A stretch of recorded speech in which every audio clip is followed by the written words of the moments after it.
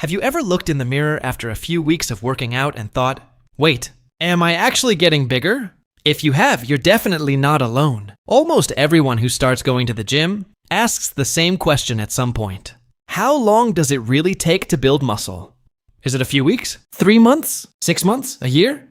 Or do you actually need several years before you can build the kind of physique you're imagining? The internet doesn't make this question any easier. You can open YouTube or Instagram and immediately find transformation videos showing someone going from skinny to muscular in just a few weeks. You'll see titles promising a completely new body in 30 days, 60 days, or 90 days.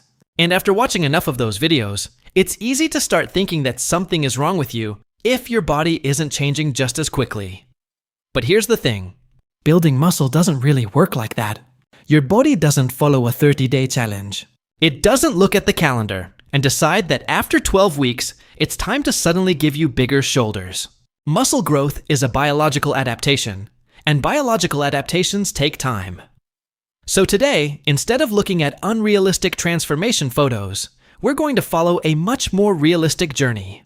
Imagine a beginner named Alex. Alex is 24 years old. He's relatively skinny. He's never followed a proper resistance training program before, and he simply wants to build a stronger, more athletic-looking body. He wants broader shoulders, a bigger chest, stronger arms, and a more developed back. Nothing extreme. He just wants to look like someone who actually trains. Alex starts on January 1st. He walks into the gym, looks around, and honestly doesn't know exactly what he's doing. He isn't sure how much weight to use. His technique isn't great. He doesn't know how many sets he should perform. He gets tired quickly, and by the end of the workout, he's exhausted. The next morning, he's sore everywhere. Alex looks in the mirror. Nothing. And honestly, that's exactly what we would expect. One workout isn't going to transform your body. Your body needs time to respond to the training stimulus. But that doesn't mean nothing is happening. In fact, from the very beginning, his body has already started adapting. That's one of the most important things to understand about muscle growth. The changes inside your body happen before the changes become obvious in the mirror. When Alex lifts weights, his muscles experience a new physical demand. His nervous system has to learn the movements. His muscles have to produce force against resistance. His body has to recover from the workout and adapt so that it can handle similar demands more effectively in the future. And this creates a simple cycle. Training, recovery, adaptation, and then training again. You train today, your body responds. You recover. Your body adapts. Then you come back and provide another stimulus. Over time, those adaptations accumulate. Think about building a wall. 1 brick doesn't look like much.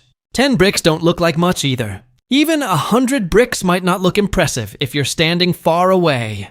But keep placing those bricks in the right position, day after day, and eventually you have a wall. Muscle growth works in a similar way. Individual workouts are the bricks. Recovery helps you keep building. Nutrition provides some of the materials, and time allows all of those small changes to accumulate into something you can actually see. The frustrating part is that the process doesn't happen at the same speed as your expectations. You can have a great workout today and look exactly the same tomorrow. You can train consistently for 2 weeks and barely notice anything in the mirror. You can even train for a month, become significantly stronger, and still feel like your physique hasn't changed much. That doesn't automatically mean your program isn't working. It means you're trying to.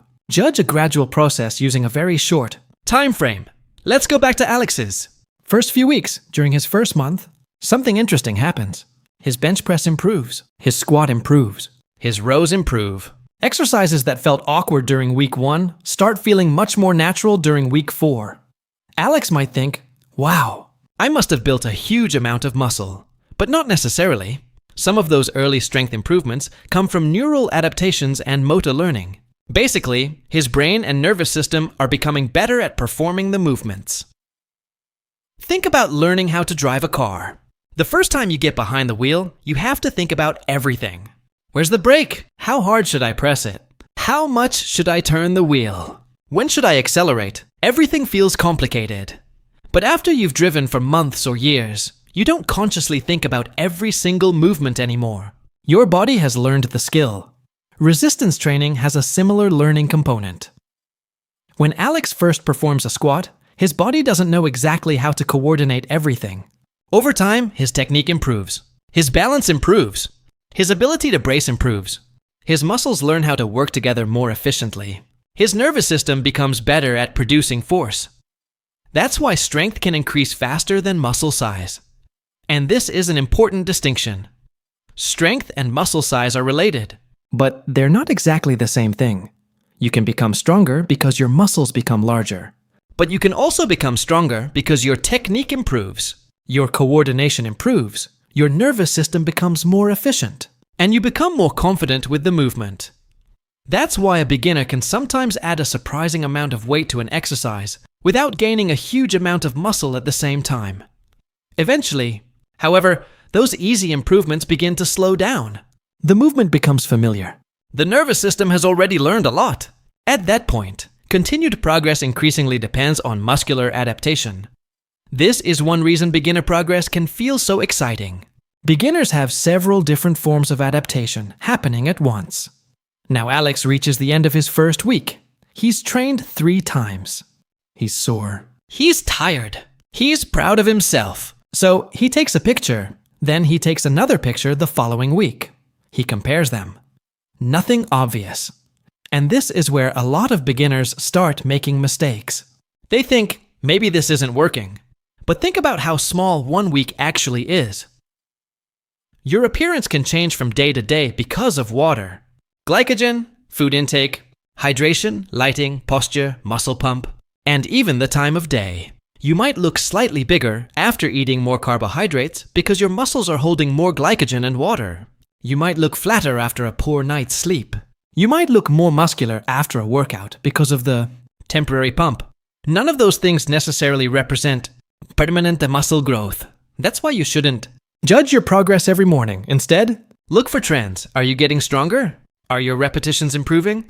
Is your technique getting better? Are your measurements changing over several months? Is your body weight moving in a direction that makes sense for your goal? Are you eating enough protein? Are you recovering? Are you actually training consistently? Those questions are much more useful than asking whether you look different today compared with yesterday. Now let's move Alex forward. 1 month has passed. January is over. He's been training consistently for about 4 weeks. He's more comfortable in the gym. He knows his basic exercises. His technique is improving. He's stronger than when he started. But does he look dramatically different? Probably not. Maybe his arms look slightly fuller. Maybe his posture is better. Maybe his muscles look different after a workout. Maybe his shirts fit a little differently. But a dramatic 4-week transformation isn't a realistic expectation for most beginners. And yet, the first month is incredibly important. Why? Because Alex isn't just building muscle. He's building the habits that allow future muscle growth to happen. He's learning how to train. He's learning how hard to train. He's learning how to recover. He's learning how to eat. He's learning what exercises work for him. Most importantly, he's learning how to show up consistently. That foundation might not look impressive in a before and after photograph, but without it, the later transformation never happens. Then we reach one of the most famous phrases in fitness: beginner gains. You've probably heard someone say that beginners can gain muscle extremely quickly. There's some truth behind that. When an untrained person begins resistance training, the difference between their previous lifestyle and their new training stimulus can be enormous. Their body has a lot of room to adapt. Strength can improve quickly. Coordination improves. Technique improves. Muscles become more accustomed to producing force. And hypertrophy can occur. But beginner gains don't mean that a new lifter can gain huge amounts of pure muscle every single month forever. That's not how biology works. Eventually, your body adapts to the stimulus, and this brings us to one of the most important concepts in muscle building: diminishing returns. Your first months of training can produce relatively fast improvements. Later months can still produce meaningful improvements, but usually at a slower rate, and after several years, the rate can become much slower still. That doesn't mean experienced lifters stop making progress. It means the progress becomes harder to achieve. Now imagine Alex has reached month 3. It's April 1st. He's been training consistently for roughly 3 months, and now things start becoming more interesting. He's stronger. His technique is much better. He understands his exercises. He stopped changing his workout every few days. He's following a structured routine and repeating important movements long enough to actually measure progress. And now, for the first time, he might look in the mirror and think, okay, I can actually see something. His shoulders may have more shape. His arms may look fuller. His chest may look slightly more developed. His back may look wider. His legs may look stronger. But even at 3 months, individual results can be very different. Where you started matters. If you began very lean, even a modest amount of muscle gain can become visually obvious. If you began with more body fat, you may have gained muscle underneath the surface without seeing the same level of definition. This is why 2 people can make similar progress, but look completely different. Imagine 2 beginners gain a similar amount of muscle. Person A is relatively lean. Person B has more body fat. Person A may suddenly notice more shoulder separation and arm definition. Person B may not see those changes as clearly, even though muscle growth has happened underneath. The mirror measures appearance. It doesn't directly measure muscle tissue, and appearance is influenced by many things. Muscle, body fat, water, glycogen, lighting, posture, even camera angle. That's why progress photographs should be taken under similar conditions. Same room, similar lighting, similar distance, similar pose. And ideally, you should compare them over months rather than obsessing over tiny weekly changes. Now let's move Alex to 6 months. July 1st, 6 months have passed. This isn't a magical biological deadline. There's nothing special about the number 6. But 6 months is long enough for a lot of consistent behavior to accumulate. Alex has completed a large number of training sessions. He knows his exercises. His technique is better. He's stronger. He understands that every workout doesn't have to destroy him. He's also experienced something every serious lifter eventually experiences. Progress isn't always linear. Some weeks feel amazing. Other weeks feel terrible. Sometimes the weights go up quickly. Sometimes they barely move. Sometimes motivation is high. Sometimes motivation disappears completely. But Alex keeps training, and this is where we see the difference between motivation and consistency. Motivation got Alex into the gym on January 1st. Consistency kept him there in July. And that's a huge difference. The 6-month version of Alex isn't simply the January version with bigger muscles. He's more skilled, more confident, more knowledgeable, more comfortable with training, and potentially much more muscular. He's also developed something that may be even more important. He has learned how to continue. That's one of the hidden benefits of long-term training. You're not only building muscle, you're building the ability to keep building muscle. Now comes the question almost everyone eventually asks: how much muscle can I actually gain? This is where we need to be honest. There is no universal number. Anyone who tells you that every person will gain exactly a certain amount of muscle in 12 weeks is oversimplifying biology. Your starting point matters. Your age matters. Your sex matters. Your genetics matter. Your previous training experience matters. Your nutrition matters. Your recovery matters. Your program matters. And your consistency matters. Even the term muscle gain can be misleading because an increase in body weight or lean body mass isn't necessarily identical to pure new muscle tissue.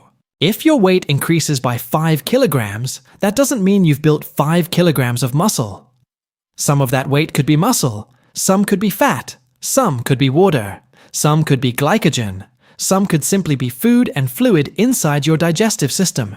That's why promises like gain exactly 10 pounds of muscle in 12 weeks should immediately make you skeptical. The human body doesn't follow a fixed production schedule. Now let's talk about genetics. This is one of the biggest variables people worry about. Genetics can influence how much muscle you can potentially build. They can influence how you respond to resistance training. They can influence your proportions, muscle shape, limb lengths, insertions, recovery characteristics, and other physiological factors. 2 people can train similarly and eventually look very different. That's reality, but there's a dangerous conclusion people sometimes make. If I don't have good genetics, there's no point. That's not true. You don't know your genetic ceiling, and you don't actually need to know it. The only practical way to discover what your body can become is to train. Think about a runner. One person might have extraordinary genetics for sprinting. Another person might never become an elite athlete, regardless of how much they train. But that doesn't mean the second person cannot become dramatically faster. The same idea applies to muscle. You don't need the genetics of a professional bodybuilder to build an impressive version of yourself. Your goal isn't to become somebody else. Your goal is to discover what your own body can become. And this becomes even more obvious when you look at muscle shape. Two people can have similar arm measurements and still have completely different looking biceps. One might have a more pronounced peak. Another might have a longer looking muscle belly. One person might naturally have broader shoulders. Another might have narrower shoulders because of skeletal proportions. Training can increase muscle size, but it can't completely redesign your anatomy. You can't choose where your muscles insert. You can't change your bone structure through curls and lateral raises. And that's okay, because aesthetics aren't about one muscle. They're about the whole physique. Shoulders, back, chest, arms, waist, legs. Body composition, proportions. Two people can have similar amounts of muscle and still look completely different. That's anatomy, not failure. Now think about social media. You open your phone and see someone who appears to have built an extraordinary physique extremely quickly. You think, that's normal. But it may not be. Some people respond exceptionally well to training. Others respond more modestly. The people who transform unusually quickly are also more likely to attract attention online. More attention creates more followers. More followers create more visibility. And eventually, extraordinary results can start looking normal. It's similar to judging the average runner by looking only at Olympic athletes. You wouldn't do that, so don't judge your own muscle building timeline by looking only at the most impressive physiques on the internet. Appreciate them. Learn from credible information, but don't turn someone else's result into your personal deadline. Another factor is sex. Men and women can both build significant muscle through resistance training. The fundamental process is the same. Resistance training provides a stimulus. The body adapts. Nutrition and recovery support that process. But average physiological differences influence how much muscle people tend to carry and how their physiques develop. Hormonal differences are part of that picture. That doesn't mean men and women need completely different principles. The fundamentals remain remarkably similar. Train consistently. Use progressive resistance. Eat enough protein. Consume appropriate energy. Recover. Sleep. Stay consistent. But expectations should be individualized. The goal isn't for everyone to look identical. The goal is to develop the strongest, healthiest version of your own physique. And what about age? Does muscle building stop when you get older? No. People can build and maintain muscle throughout adulthood. But aging changes the biological environment. Recovery can change. Hormonal profiles change. Activity levels can change. And without regular activity, muscle mass naturally tends to decline as people get older. That's why resistance training becomes increasingly valuable with age. The message isn't that you're too old. It's almost the opposite. The longer you live, the more valuable it becomes to maintain the strength and muscle you've built. Whether you're 20, 40, 60, or older, resistance training can remain an important part of maintaining physical function. The timeline may change. The fundamentals don't disappear. Now let's talk about training age. Training age is basically your history of structured resistance training. A beginner has a huge amount of adaptation available. An intermediate lifter has already adapted to many basic training stimuli. An advanced lifter has accumulated years of adaptation. That changes everything. During Alex's first month, simply learning the movements and training consistently can create rapid improvements. During his third year, gaining a small amount of additional muscle may require carefully managed training over many months. This is why beginners shouldn't copy the expectations of advanced bodybuilders. They're playing a different game. Imagine a graph. On one side is time spent training. On the other side is the rate of muscle gain. At the beginning, the curve rises quickly. Then it begins to flatten. Fast, moderate, slower, very slow. Again, this doesn't mean the body stops responding. It means each additional adaptation becomes harder to achieve. And that's why advanced lifters can become excited about changes that look tiny to beginners. A beginner might say, "I gained muscle." An experienced lifter might celebrate a small increase in arm circumference or a modest improvement in a lagging muscle group. To someone outside the process, that change might look insignificant. 2. The person who spent months earning it. It can be a major achievement. That's the reality of diminishing returns. As you get closer to your potential, small improvements become more valuable. Now imagine Alex hits a plateau. His solution is simple. Train harder. So he does, then harder, then even harder. Eventually, every workout becomes brutal. He leaves the gym completely exhausted, but his progress doesn't accelerate. Why? Because training stimulus and recovery exist in a relationship. More training stress can create more fatigue. At some point, additional fatigue can outweigh the benefits of additional work. The goal isn't to maximize suffering, the goal is to maximize productive adaptation. Those are two very different things. A good workout can challenge you while still allowing you to recover. A bad training strategy can leave you exhausted for days and make your next workout worse. And this is why sweating isn't a useful measure of muscle growth either. Alex finishes a workout drenched in sweat. He thinks, that must have been an amazing workout. Maybe it was, but sweat itself doesn't tell you how much muscle you built. Sweating is mainly a temperature regulation mechanism. You can sweat heavily during cardio. You can barely sweat during resistance training. The temperature of the gym can change how much you sweat. Your genetics can influence sweating. Hydration can influence it too. Your muscles don't grow because your shirt became wet. They grow because you repeatedly provide appropriate training stimuli and recover from them. Fitness culture also loves dramatic phrases like destroy your chest or annihilate your legs. It sounds exciting, but you don't need to destroy yourself to build muscle. Muscles aren't trophies for surviving punishment. You need an effective stimulus, then recovery, then another stimulus, and another. The process needs to be repeatable. Because if every workout is so brutal that you can't recover or don't want to come back, eventually consistency disappears. And consistency is far more important over several years than how destroyed you felt during one workout. This is also why the perfect workout doesn't exist. Alex searches for the perfect chest workout, then the perfect back workout, then the perfect shoulder workout. One influencer says dumbbells are best.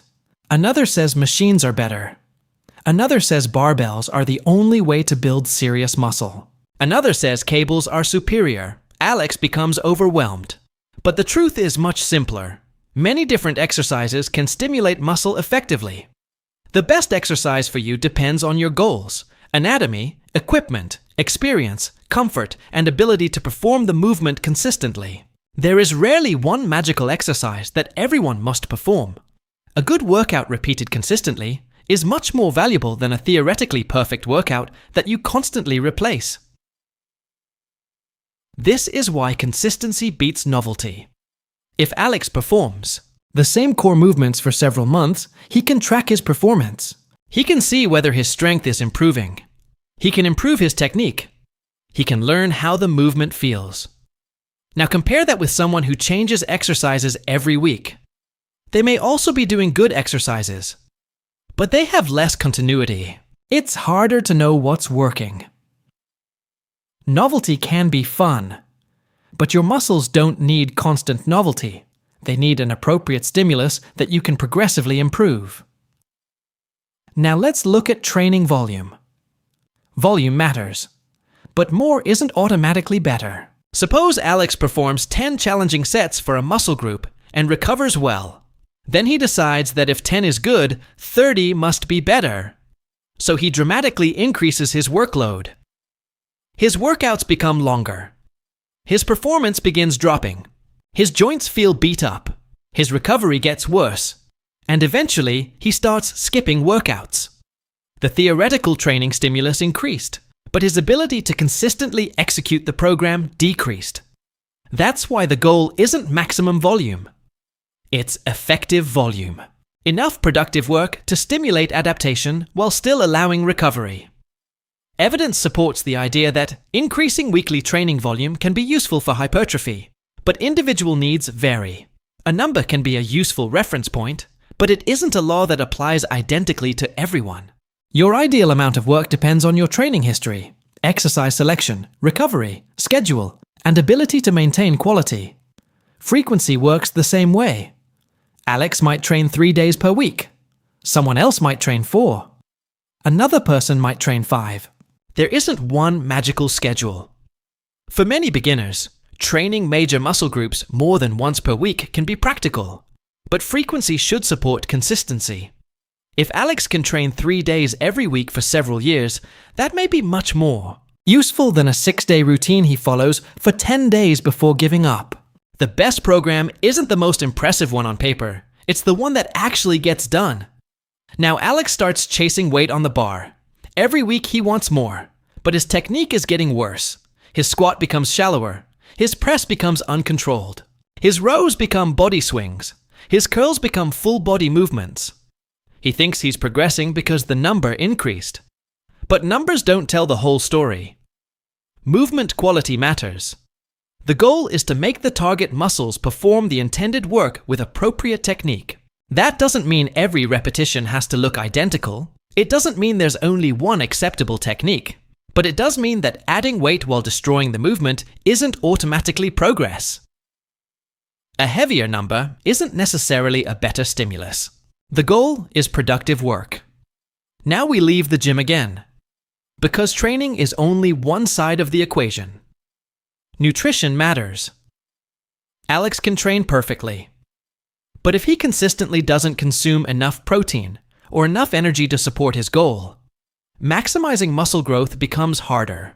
Protein is important because muscle tissue contains protein, and dietary amino acids provide raw materials involved in muscle repair and remodeling.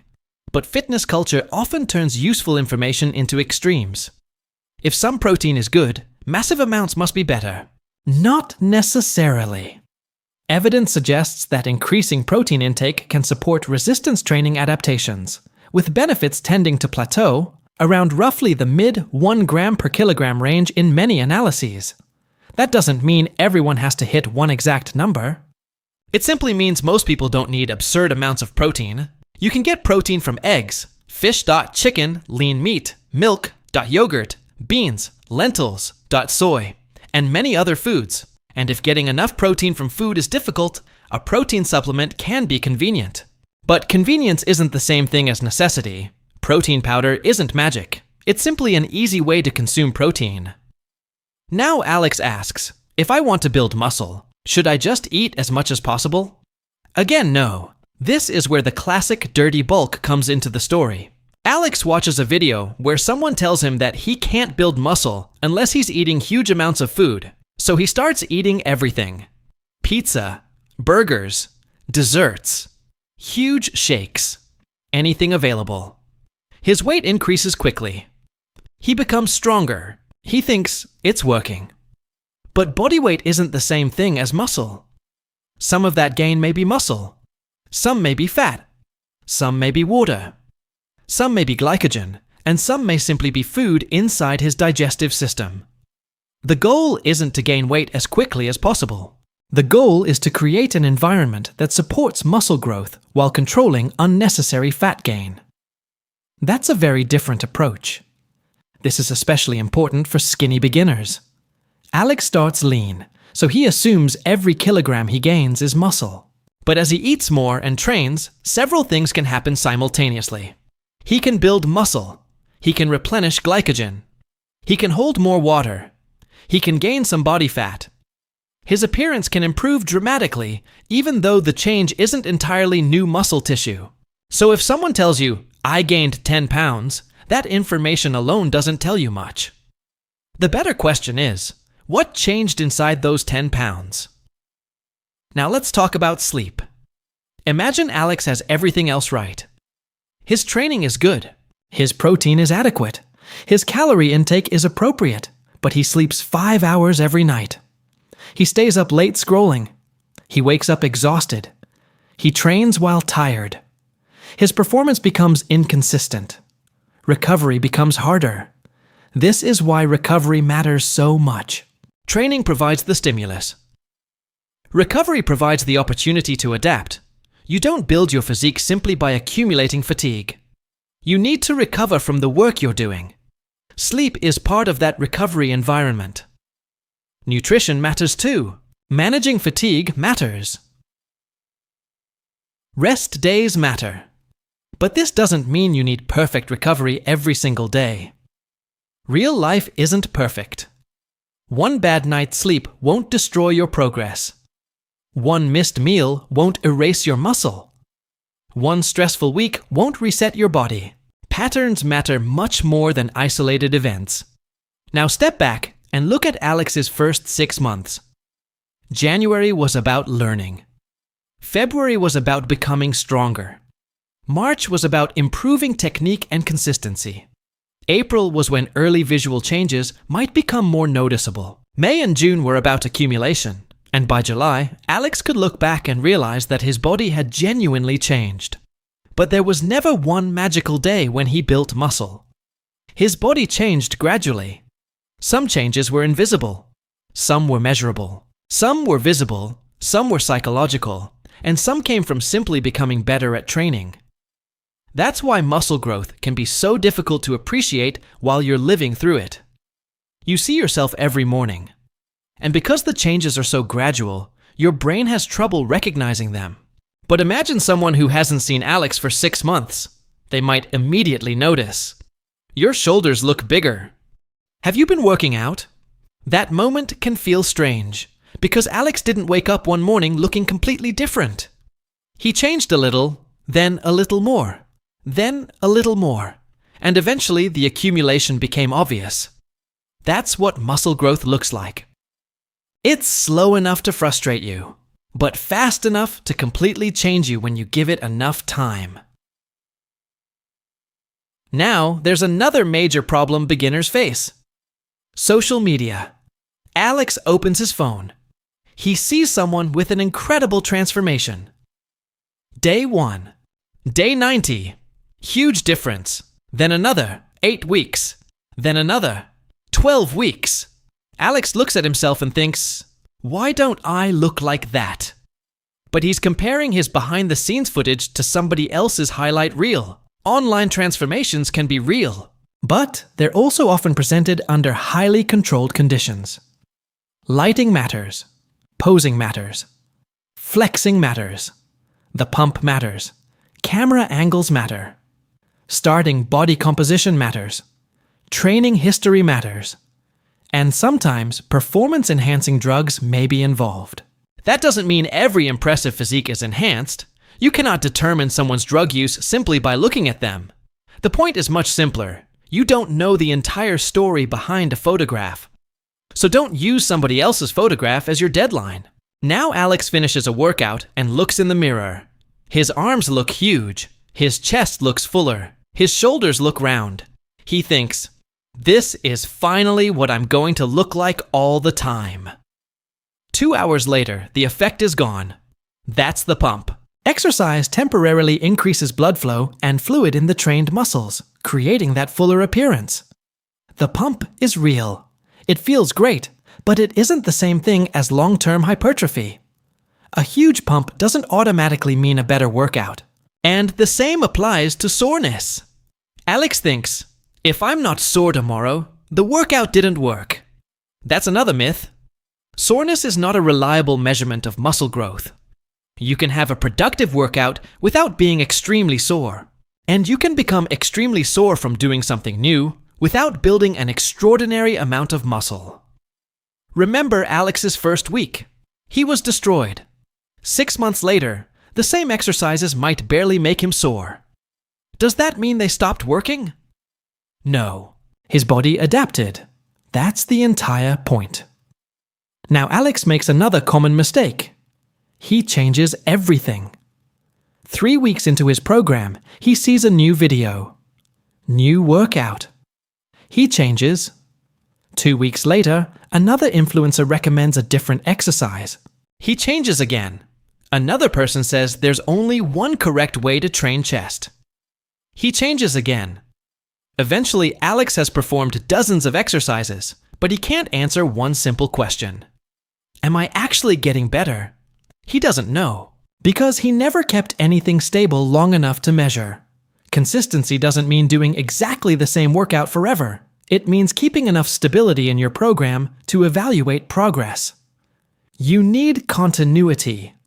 If everything changes constantly, progress becomes difficult to measure. Sometimes the smartest program change is no change.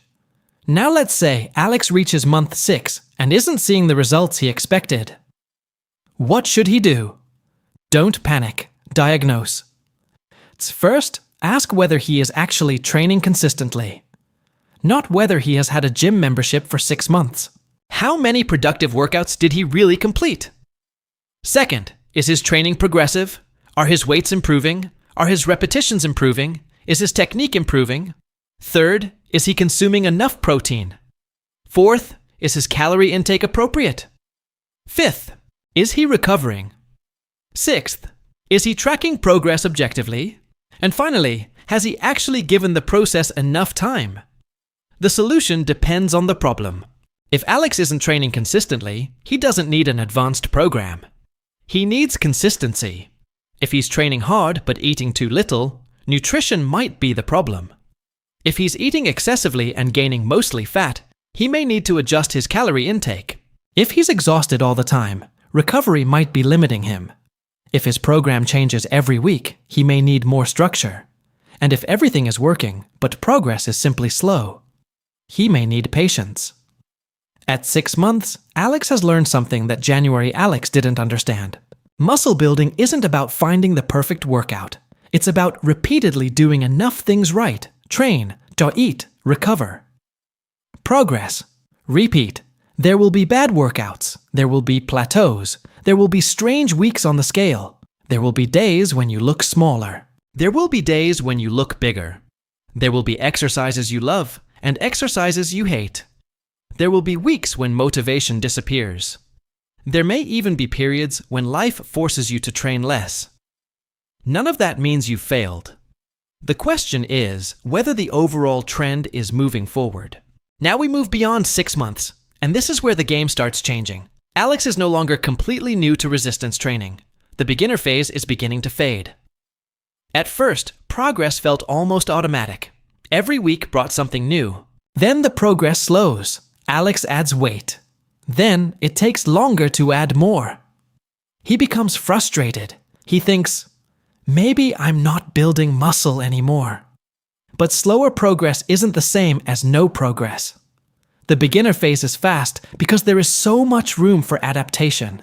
Later phases are slower because you've already captured many of those easy gains. Now progress requires more patience, better programming, better recovery, better nutrition, and more time. Imagine Alex at the end of year 1. Compared with January, he may look significantly different. His shoulders are broader, his back is more developed, his arms are bigger, his legs are stronger, his overall physique looks more athletic. But then, year 2 begins. Alex expects the same rate of progress. That's where disappointment can appear. He assumes that if he gained a certain amount during year 1, he should gain the same amount during year 2. But biology doesn't work that way. As training experience increases, the rate of adaptation generally decreases. A beginner has enormous room for improvement. A person who has trained consistently for several years has already adapted substantially. That's why advanced muscle building becomes a slower game. And this is why experienced lifters sometimes celebrate changes that look tiny to beginners. A few millimeters of muscle thickness. a small increase in circumference, a slight improvement in a lagging muscle group, a modest strength increase. To someone who has trained for years, those changes can represent months of work. Now imagine Alex at 24, then 25, then 26. He doesn't look dramatically different every month. But compare several years at once. The accumulation becomes obvious. That's the part social media doesn't show very well. A physique built over 5 years can be compressed into a 30-second transformation video. You see the final result. You don't see the thousands of ordinary days behind it. The meals, the workouts, the boring sessions, the bad workouts, the plateaus, the adjustments, the nights when he chose sleep, the days when motivation disappeared, the weeks when progress felt invisible. That's the real story. And here's another important lesson. Alex doesn't need a perfect life. He doesn't need a perfect diet. He doesn't need perfect sleep every night. He doesn't need the perfect workout. He doesn't need perfect motivation. He needs a good enough process repeated consistently. That's it. One bad meal doesn't erase your progress. One missed workout doesn't reset your body. One bad night of sleep doesn't destroy your muscles. One difficult week doesn't mean you failed. The problem isn't imperfection. The problem is repeated inconsistency. One bad day is noise. Months of bad habits are a pattern. Focus on the pattern. Eventually, Alex walks into a supplement store. He sees protein powder, pre-workout, mass gainers, amino acids, recovery formulas, creatine, testosterone boosters. Everything seems to promise something. But the hierarchy matters. Training comes first. Nutrition comes next. Protein matters. Energy intake matters. Recovery matters. Sleep matters. Consistency matters. Supplements come later. Creatine is one example of a supplement with strong evidence supporting its usefulness for high-intensity exercise performance and training adaptations. But even creatine doesn't replace training. It doesn't replace sleep. It doesn't replace protein. And it doesn't turn an inconsistent program into a great one. The supplement industry can make muscle building look like a shopping problem. It isn't. Muscle building is an adaptation problem. Now we need to address another uncomfortable reality. The physique you see online may not represent the realistic outcome of natural training. Again, this doesn't mean you should assume every muscular person uses drugs. You can't determine that from appearance alone. But performance-enhancing drugs can change the rate and magnitude of muscle gain. So comparing a natural beginner's timeline with the physique of an enhanced athlete can be completely misleading. If Alex sees someone with years of training and potentially pharmaceutical assistance and thinks, "Why don't I look like that after 6 months?" He's comparing two completely different situations. A much fairer comparison is Alex today versus Alex 6 months ago. Not Alex versus a genetic outlier. Not Alex versus a professional bodybuilder. Not Alex versus a carefully staged photograph. His competition is his previous self. And there is another thing Alex eventually realizes. His body doesn't know what day it is. January 1st feels important to us. April 1st feels important. July 1st feels important. But muscles don't look at the calendar and say, "It's month 3. Time to grow." Your body responds to training stimuli, nutrition, recovery, and biological signals. The calendar is simply how humans measure time. Time matters because adaptations accumulate, but there is no magical month. You can't force 6 months of development into 6 weeks, and you don't need to. One evening, Alex takes an old photograph from January and puts it next to a photograph from July. For months, he thought nothing was happening, but now he sees it. His shoulders are different. His chest is fuller. His arms have more shape. His back is wider. His posture has changed. His entire silhouette looks different. And suddenly, he understands something. There was never one moment when he built muscle. It happened gradually, while he was working, while he was eating, while he was sleeping, while he was training, while he was having good days, while he was having bad days. The transformation wasn't one event. It was hundreds of small decisions accumulating, and that's the answer many beginners need to hear. You don't have to see the finish line to know you're moving. So, how long does it really take? Here's the honest answer. Your body can begin adapting within the first few weeks. Strength can improve quickly in the beginning. Visible changes may take several months. 3 to 6 months of consistent training can produce noticeable changes for many beginners. A year can produce a substantial transformation for some people. But serious muscular development is a multi-year process, and the closer you get to your potential, the slower progress usually becomes. Weeks create adaptation. Months reveal change. Years create development. And that's the realistic framework. Not a guarantee, not a deadline. A framework. Now let's ask the bigger question. Why does one person grow faster than another? Because muscle growth isn't controlled by one variable. Training matters. Nutrition matters. Recovery matters. Genetics matter. Age matters. Sex matters. Starting body composition matters. Training experience matters, and consistency connects almost all of them. Think about two beginners, Alex and Marcus. They start training on the same day. They both train 3 times a week. They both eat enough protein. They both sleep reasonably well. After a year, Alex has gained more visible muscle than Marcus. Marcus has still improved, but perhaps not as much. Did Marcus fail? No. Individual response varies. Genetics can influence how much muscle someone can potentially build and how strongly they respond to training. It can influence body structure, muscle shape, proportions, recovery, and many other characteristics. But genetics should never become an excuse to quit. You don't know your ceiling, and you don't need to. You discover your practical potential by training. This is why the most useful comparison is always your current self against your previous self. Not you against an influencer. Not you against a bodybuilder. Not you against a genetic outlier. You against you.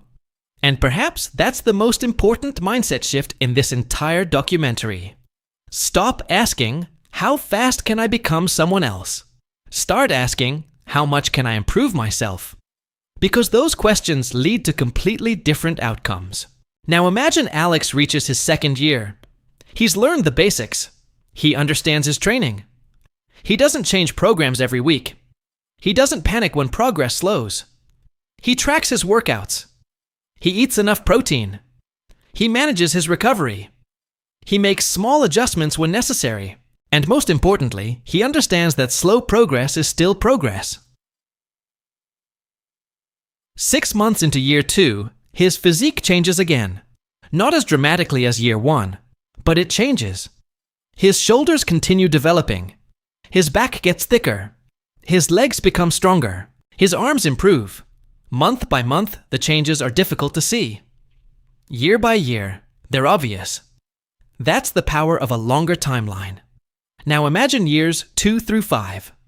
Muscle growth becomes increasingly individual. Weak points become more important. Exercise selection becomes more important. Fatigue management becomes more important. Nutrition may require more precision. Recovery becomes increasingly valuable, and patience becomes essential. The fundamentals haven't changed. The margin for error has simply become smaller.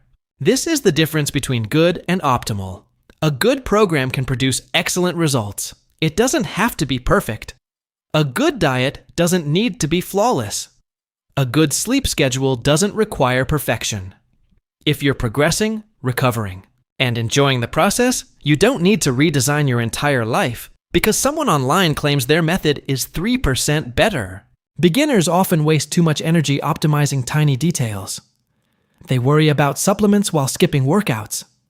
They obsess over meal timing while failing to eat enough protein. They debate exercise order while changing programs every week. Get the big things right first. Consistent resistance training, adequate protein, appropriate energy intake, recovery, progressive overload, long-term consistency. Those fundamentals will take you much farther than obsessing over minor details. Now imagine a beginner named Daniel. Daniel expects a dramatic transformation in 8 weeks. He trains hard. He eats well. After 8 weeks, he sees modest changes. He becomes disappointed. He quits. Was the program a failure? Maybe not. His expectation was the problem. He judged an 8-week process against a multi-year outcome. That's like studying a language for 2 months and getting angry because you're not fluent. 2 months can produce progress. But fluency takes much longer. Muscle works the same way. Now imagine Sarah. Sarah starts training and decides something very simple. I'm going to train for the next 2 years. That's it. She doesn't obsess over weekly changes. She doesn't compare herself to social media. She doesn't change programs every time she sees a new video. She focuses on habits. 3 months later, she notices improvement. 6 months later, more. 1 year later, significant change. 2 years later, her body looks completely different from where she started. She didn't need a magical program. She needed time, and that leads to one of the most powerful variables you actually control. Whether you continue, you can't control genetics. You can't control your starting anatomy. You can't control every hormonal factor. You can't control every stressful event. You can't guarantee perfect sleep, but you can control whether you continue showing up. Consistency doesn't guarantee a specific physique, but it gives you the opportunity to discover your potential. And that's why motivation is overrated. Alex was highly motivated in January. By March, motivation was lower. By June, it was inconsistent. By September, he barely thought about it. He simply trained. That's what happens when a behavior becomes a routine. A long-term muscle building plan needs systems. Training days on the calendar. Prepared food. A reasonable bedtime. A manageable program. A way to track progress. You can't depend on feeling inspired for 5 years.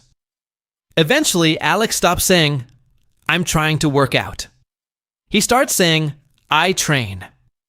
That's a small change in language, but it represents a much bigger change in identity. Training has become part of his normal life. He doesn't need to negotiate with himself every day. He simply does it. And that's one of the hidden benefits of long-term training. The body changes, but the person changes too. Alex started because he wanted bigger muscles, but what he really needed was time. Time to learn, time to adapt, time to make mistakes, time to correct them, time to build habits, time to see results, and time to understand that the process doesn't really end. Even after years of training, there's always something to improve. Maybe more muscle, maybe more strength, maybe better movement, maybe maintaining what you've already built, maybe simply staying strong and active as you get older. Muscle building doesn't have to be a race toward a final photograph. It can become a long-term relationship with your body. So, let's simplify the timeline. One final time. During the first few weeks, you're learning movements. Strength can rise quickly. Your body is adapting. Visible muscle growth may still be subtle. During months 2 and 3, your training becomes more efficient. Strength continues improving. Some physical changes may become easier to notice. Between roughly 3 and 6 months, consistent beginners may start seeing more obvious changes in muscle size, measurements, and overall appearance. Around 1 year, a dedicated beginner can potentially look substantially different from where they started. During years 2 and 3, progress usually continues, but more slowly.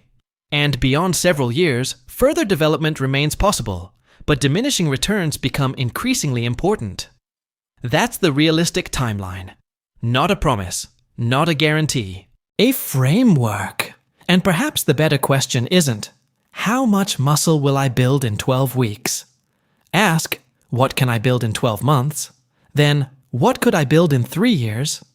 And eventually, what could happen if I trained intelligently for a decade? Now your perspective changes. A month is short.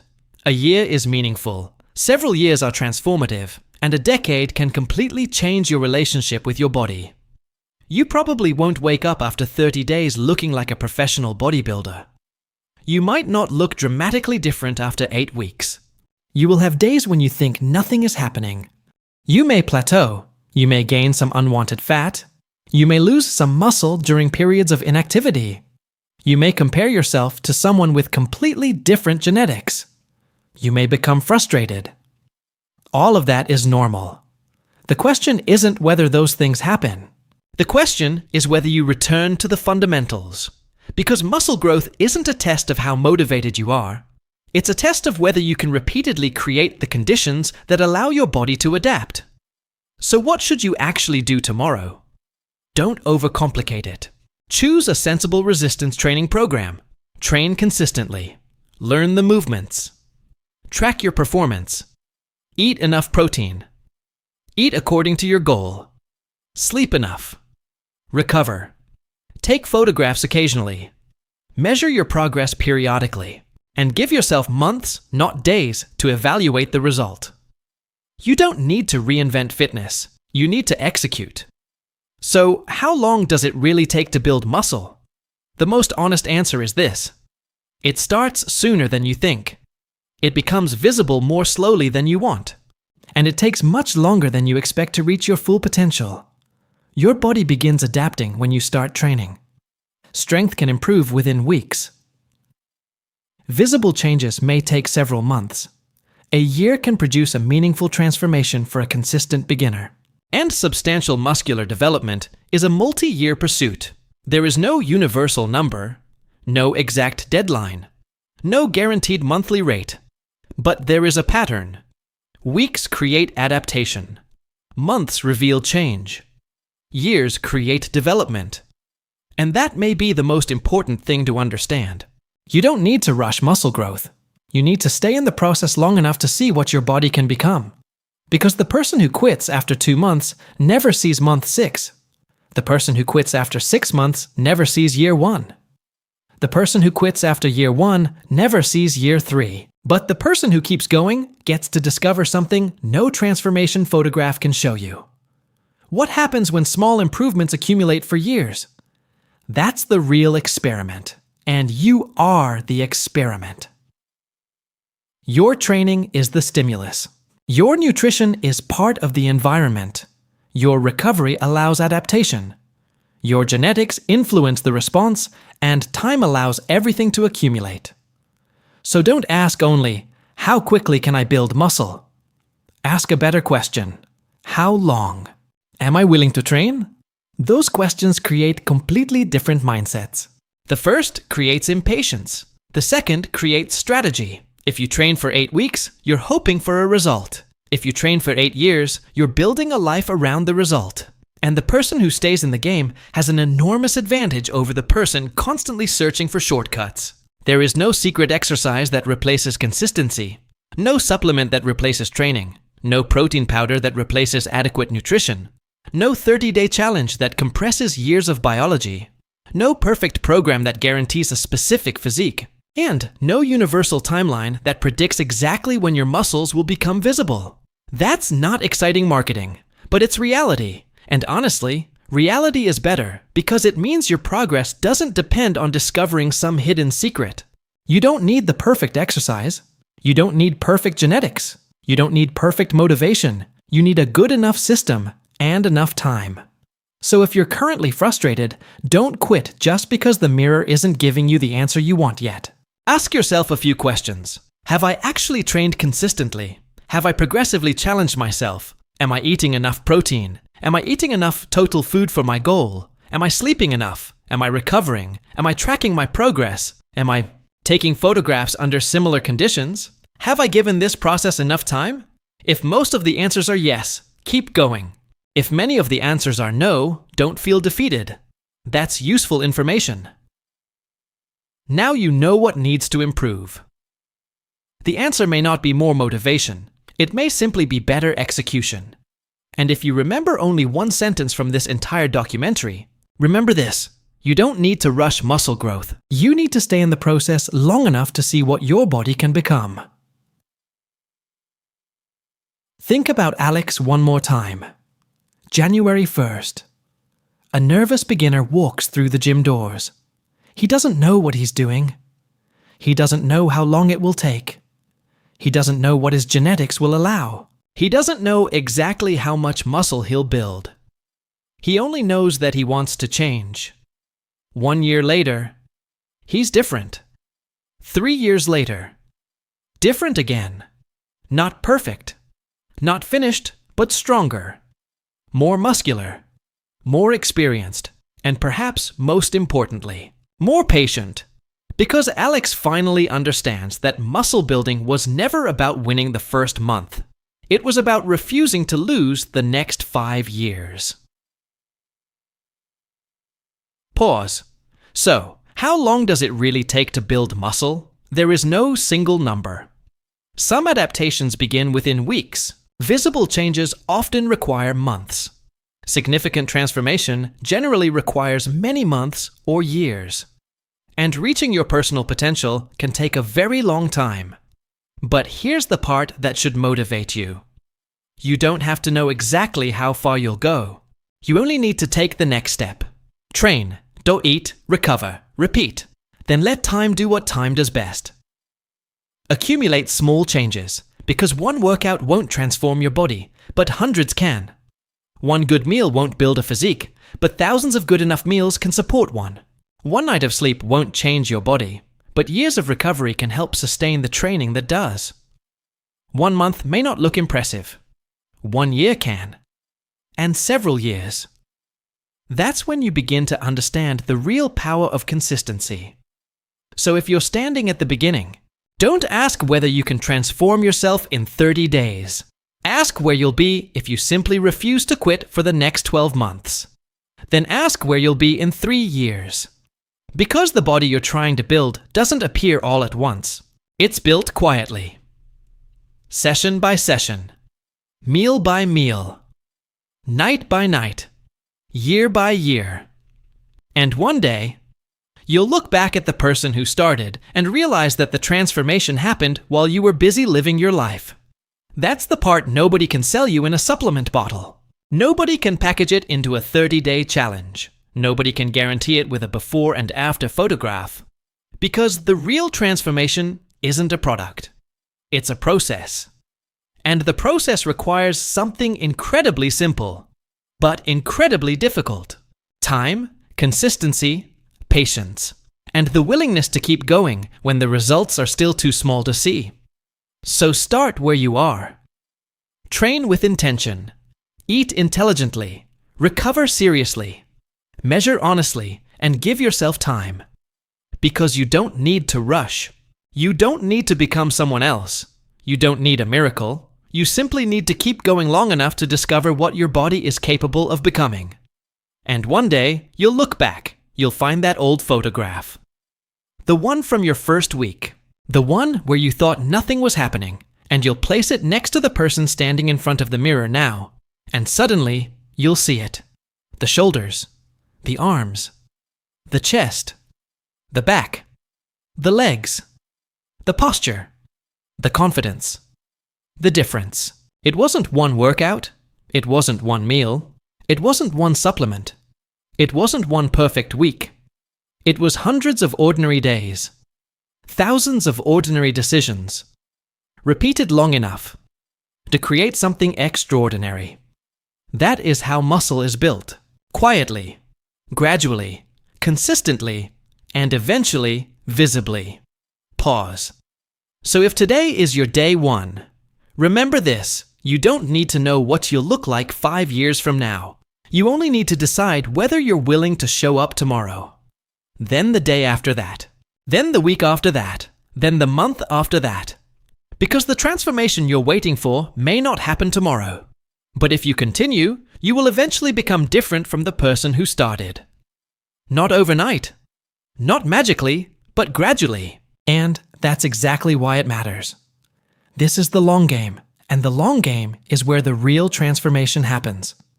Weeks create adaptation. Months reveal change. Years create development. Keep training. Keep learning. Keep improving and give your body enough time to show you what consistency can actually do.